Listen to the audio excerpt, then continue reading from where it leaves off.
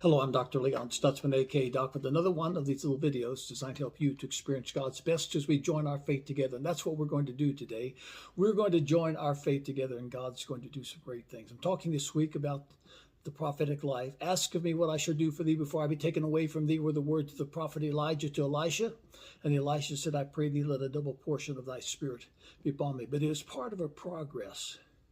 It was part of a journey, because the prophetic is a journey. I remember the very first prophetic word that I ever spoke, a word of prosperity to my father, who rejected it at the time, embraced it later, and began to prosper, because the Bible said in 2 Chronicles 20:20, believe on the Lord thy God, so shall you be established. Believe my prophets, and so shall you prosper.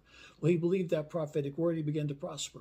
I remember my first real word of knowledge in a little Seventh-day Pentecostal Holiness Church, Jesus only, on the wrong side of the tracks, Durant, Oklahoma.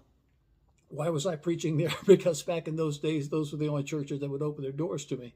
God gave me a word of knowledge for a young woman about a low blood sugar condition in her body that was causing her to faint. She was instantly healed, miraculously healed. That was my first real word of knowledge. It's been a progress ever since. Elisha and Elijah were on a progress. It began at Gilgal, which means rushing circles. You got to stop rushing around in circles if you're going to embrace the prophetic. I'm talking to someone right now. You're too busy. You're too busy for God. And if you're too busy for God, you're never going to hear from God. You need to set aside some time for God. They that wait upon the Lord shall renew their strength. But that's this Sunday's message. Then they moved to Bethel, because if you're going to embrace the prophetic, you really ought to be established in the church. You ought to be established in a prophetic church where the word of the Lord is being preached. When I say prophetic church, I'm not talking about a church where everyone's prophesying all the time. I'm talking about a church that's open to what God is saying today. You need to be in Bethel, and you need to go to Jericho. But that's as far as I can go today, this Sunday at Aspire Church.